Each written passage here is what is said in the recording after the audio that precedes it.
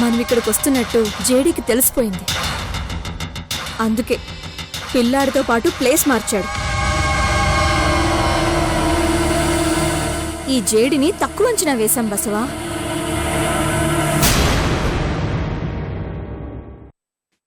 మనం ఎంత వెతికినా వేస్ట్. వెళ్దాం పద.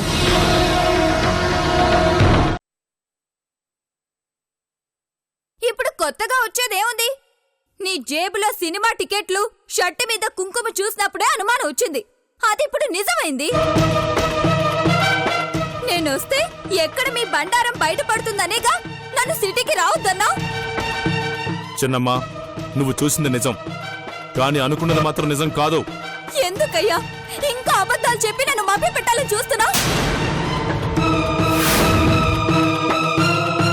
భార్య తన భర్తను నమ్మినంతగా ఇంకెవరిని నమ్మదయ్యా.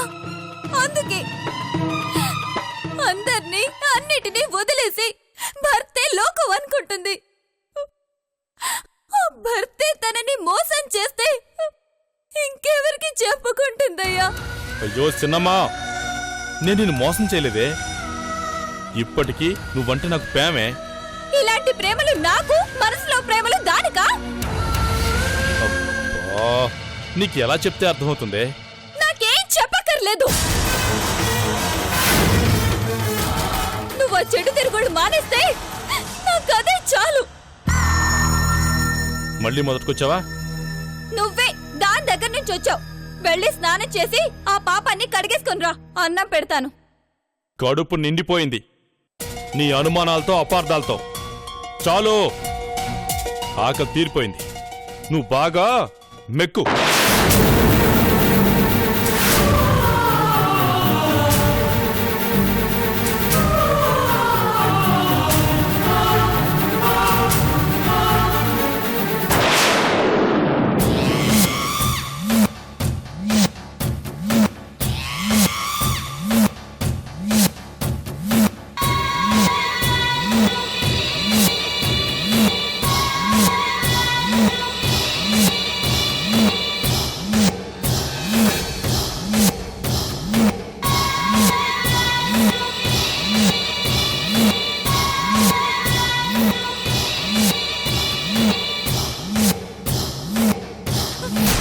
చూసారా పిన్ని, నా మీద ఎలా కోప్పడి వెళ్ళిపోతున్నాడు?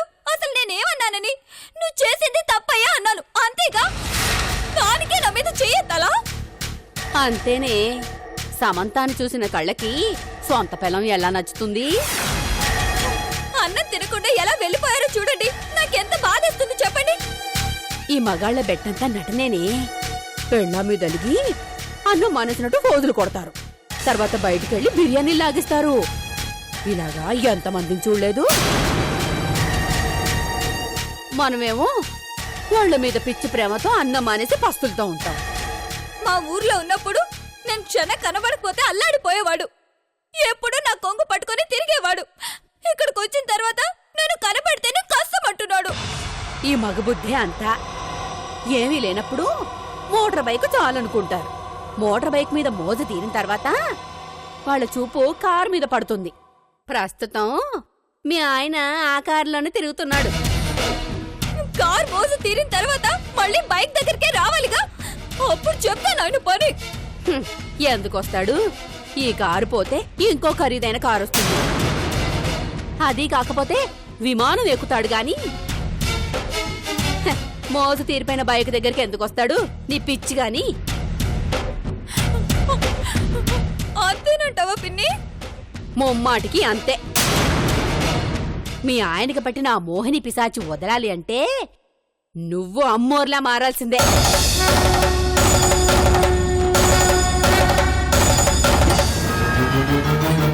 మారుతాను, అమ్మోర్లా కాదు.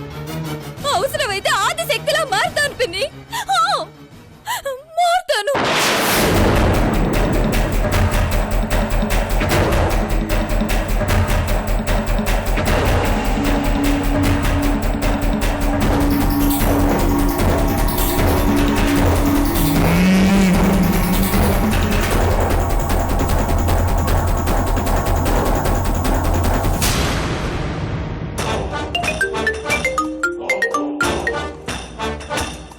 చెప్పలి వేలు ఎంతవరకొచ్చింది నీకు చెప్పిన పని? అనుమానంతో చిన్నమ్మ బసవ మీద గొడవపడి నిలదీసేదాకా వచ్చింది. గుడ్. ఆ అనుమానం మహావృక్షం కావాలి. అందుకేగా నేనిక్కడుంది. పెంచుతా, దగ్గరుండి మహావృక్షంలా పెంచుతా. నువ్వు ఎంత త్వరగా పెంచితే నీ నజరాన అంత ఎక్కువగా పెరుగుతుంది. మీరే చూస్తారుగా నా పనితనం.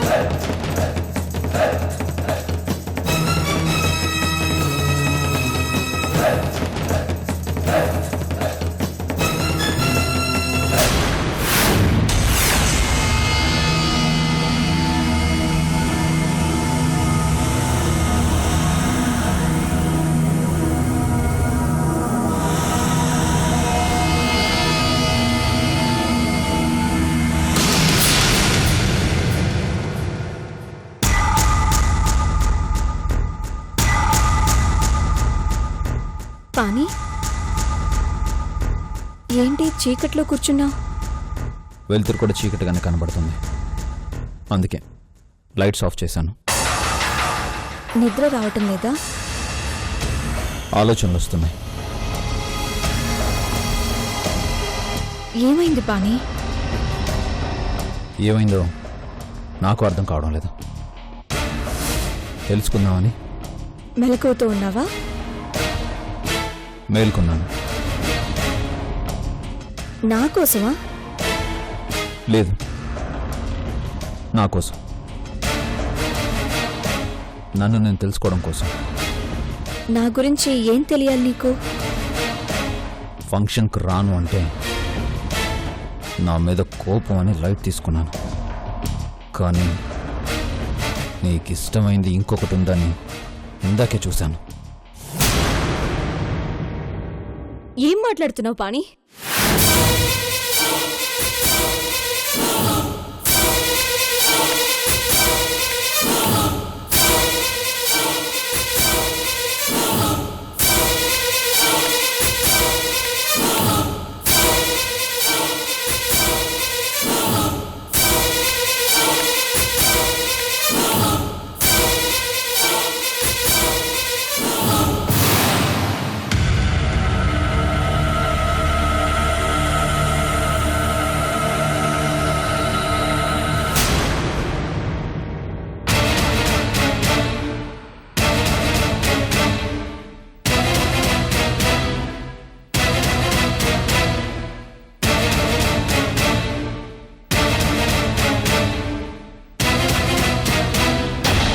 మైత్రి,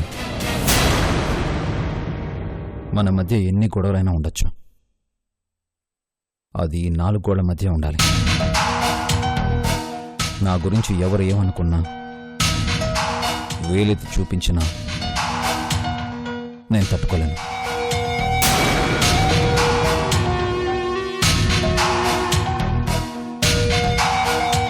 భార్యాభర్తలంటే 2 కళ్ళులా ఉండాలి. ఆలోచనలు, భావాలు, అభిప్రాయాలు ఆ 2 కళ్ళు చూసే ఒకే చూపులా ఉండాలి అని నువ్వే చెప్పావు. గుర్తుందా?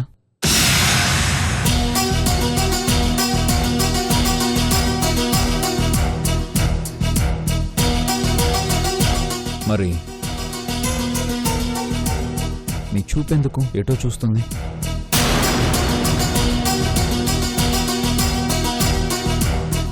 మన చూపులు కలవడం లేదు, దారులు కలవడం లేదు. ఎందుకని?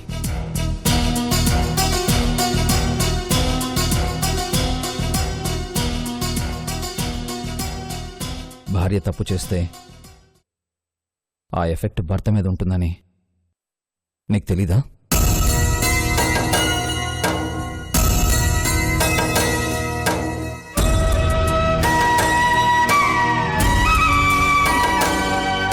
ఇప్పుడు నేను ఏం తప్పు చేశాను?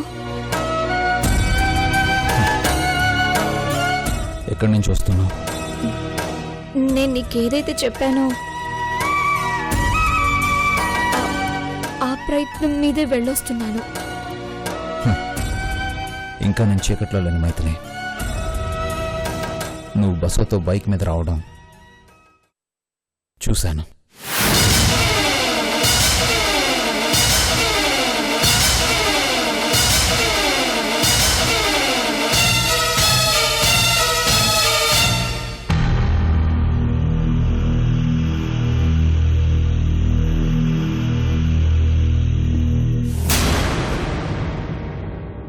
అందరి భర్తల్లాగా అనుమానంతో హెరాస్ చేయడం ఐ డోంట్ లైక్. నా మైథిలిని అనుమానించడం నాకు ఆ ఆలోచన రాకూడదని అనుకుంటున్నాను. కానీ నీ వే ఆఫ్ టాకింగ్, నీ బిహేవియర్ నన్ను ఫోర్స్గా ఆలోచనలకు దించుతున్నాయి. అదే ఇప్పుడు నేను భయపడుతున్నాను.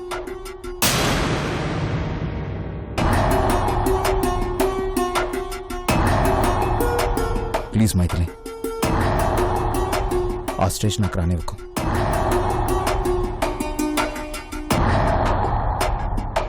పాణి, భార్యాభర్తలు నమ్మకం అనే పునాది మీద కాపురం అనే ఇల్లు కట్టుకుంటారు.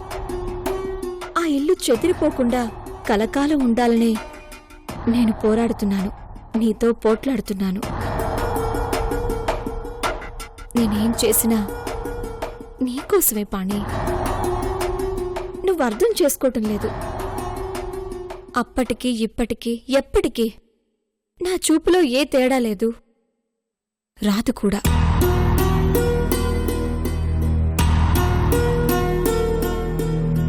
ఇంత ధైర్యంగా నేను ఏ టైంలోనైనా బయటకు వెళ్తున్నాను అంటే అది నా మీద నీకున్న నమ్మకం. ఆ నమ్మకమే నన్ను అడుగులు వేయిస్తుంది.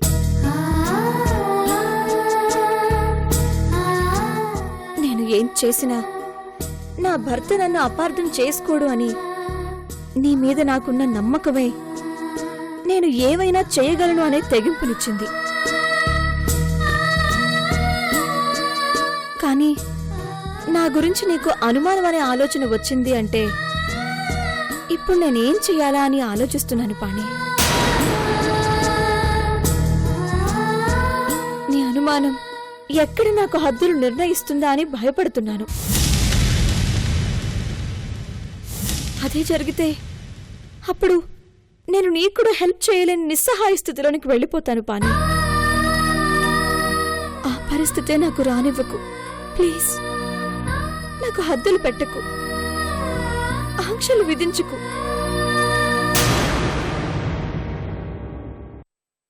నిన్ను కాపాడుకోవాలి అంటే నేను బయటకు వెళ్ళక తప్పదు పాణి. నువ్వు నన్ను నమ్మకపోవచ్చు, మీ నాన్ననే నమ్మొచ్చు, కానీ నేను నిన్నే నమ్ముకుని వచ్చాను. ఇంత స్ట్రగుల్ ఫేస్ చేస్తున్నాను. ప్లీజ్ పాణి, లేని అనుమానం నాలో కలిగించకు. నువ్వు నా గురించి అనుమానం పడకు. నా మనసులో నువ్వే ఉంటావు. నీతో పాటే నేను ఉంటాను పాణి.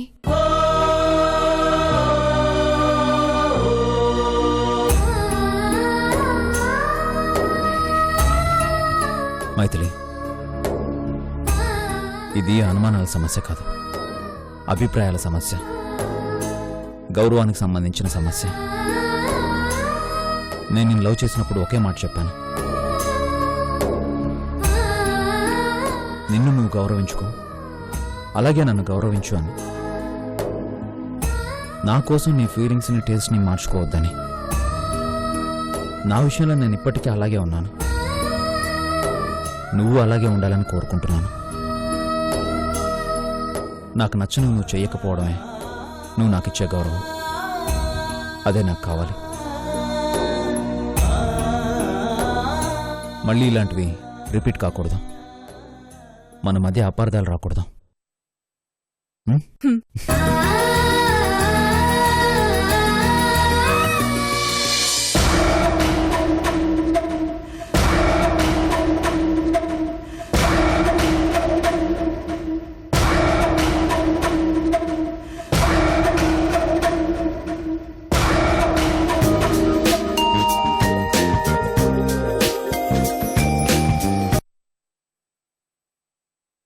అన్నయ్య ఎలా ఉన్నావు?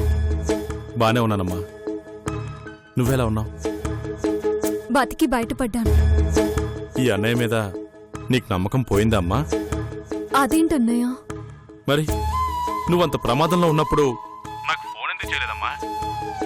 అన్నయ్య, ఈ అన్నయ్య నిన్ను కాపాడాడనుకున్నావా? అయ్యో అదేం లేదన్నయ్య. ఆ టైంలో ఏం చేయాలో నాకే పాలుపోలేదు. నన్ను నేను రక్షించుకోవడానికి ఆలోచించాను. అయినా ఎన్నిసార్లని నన్ను ఆదుకుంటావు? నా చావు నేనే ఎదుర్కోవాలి. అప్పుడే నా లక్ష్యం నేను చేరుకుంటాను. ఇప్పుడు నీకే ప్రమాదం లేదు కదమ్మా? మ్మ్హ్. లేదన్నయ్య. ఇన్నాళ్ళు ఒంటరిగా పోరాడాను. ఇప్పుడు నాకొక తోడు దొరికింది. ఎవరమ్మా? నీకు తోడుగా ఉన్న ఆ మంచి వ్యక్తి ఎవరమ్మా? మా బావ.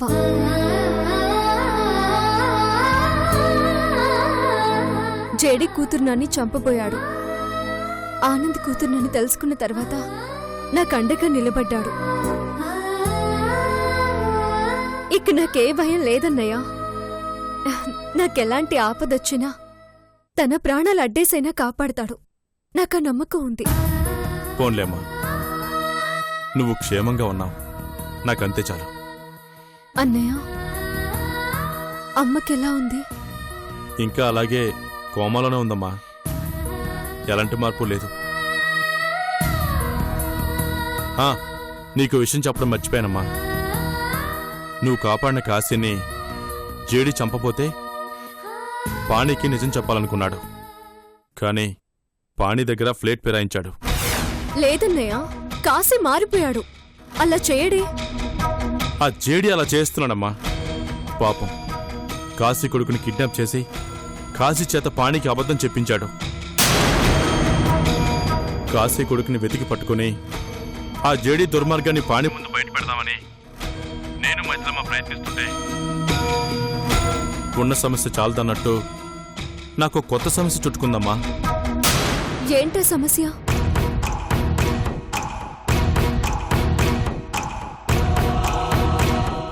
మీ వదిన చిన్నమ్మ. ఏంటన్నయ్య నువ్వనేది? నీ భార్య నీకు సమస్య కావడమేంటి? నా కర్మమ్మా. నేను మైత్రి కలిసి తిరగడం చూసి అది ఇంకోలా ఊహించుకుంది.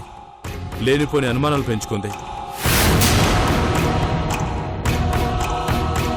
కాశీ కొడుకు గెస్ట్ హౌస్లో ఉండడం తెలిసి నేను మైత్రి అక్కడికి వెళ్తే తను ఎలా వచ్చిందో అక్కడికి వచ్చింది. మమ్మల్ని చూసింది. అనుమానంతో నానా మాటలు అంది. ఆ అనుమానం పెరిగి పెద్దదైపోయి ఎక్కడ మైత్రి జీవితాన్ని నాశనం చేస్తుందో అని భయమేస్తుందమ్మా. ఏంటన్నయ్య, వదిన నిన్ను అనుమానించడమా? లేదన్నయ్య, ఎవరో తన మనసుని చెడగొట్టారు. లేకపోతే వదినేంటి నిన్ను అనుమానించడమేంటి? నువ్వంటే వదినకెంత నమ్మకమో నాకు తెలీదా? ఇంకెవడు? ఆ జేడిగడే. ఆ లింగంగారి ద్వారా చిన్నమ్మలో విషబీజం నాటాడు. అమాయకురాలు కదా, గుడ్డిగా నమ్మేసింది. అనుమానంతో ప్రతి క్షణం నా ప్రాణాలు తీస్తుంది. మీ వదిన నన్ను బాధ పెడుతుందని ఇవన్నీ నీకు చెప్పట్లేదమ్మా. ఏ పాపం తెలియని మైథిలి మీద లేనిపోని అభాండాలేస్తుంటే విని తట్టుకోలేకపోతున్నాను. ఈ విషయం తన దాకా వెళితే తను ఎక్కడ బాధపడుతుందో అని కంగారు పడుతున్నాను.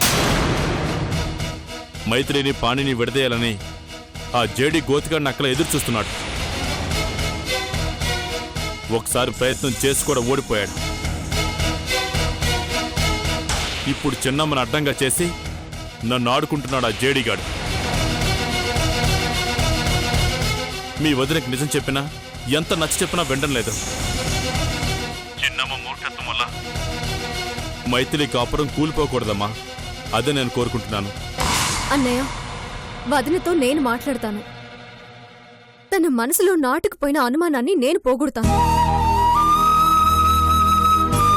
ఆ జేడి ఇదంతా ఎందుకు చేస్తున్నాడో నాకు తెలుసు అన్నయ్య.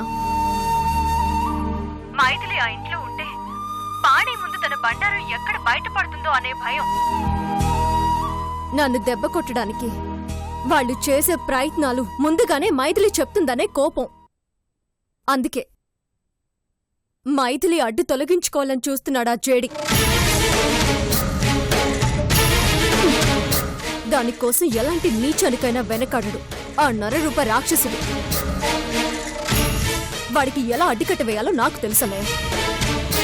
మాంత్రికుడి ప్రాణం చిలకలో ఉన్నట్టు ఆ జేడి ప్రాణానికి ప్రాణమైంది నా చేతుల్లో ఉంది. దాన్ని నొక్కితే వాడు గిలగిలా కొట్టుకుంటూ చేస్తాడు. నువ్వేం భయపడకన్నయ్య, వాడి సంగతి నేను చూసుకుంటాను. ఉంటానన్నయ్య. మంచిదమ్మా, నువ్వు జాగ్రత్తమ్మా. హ్మ్.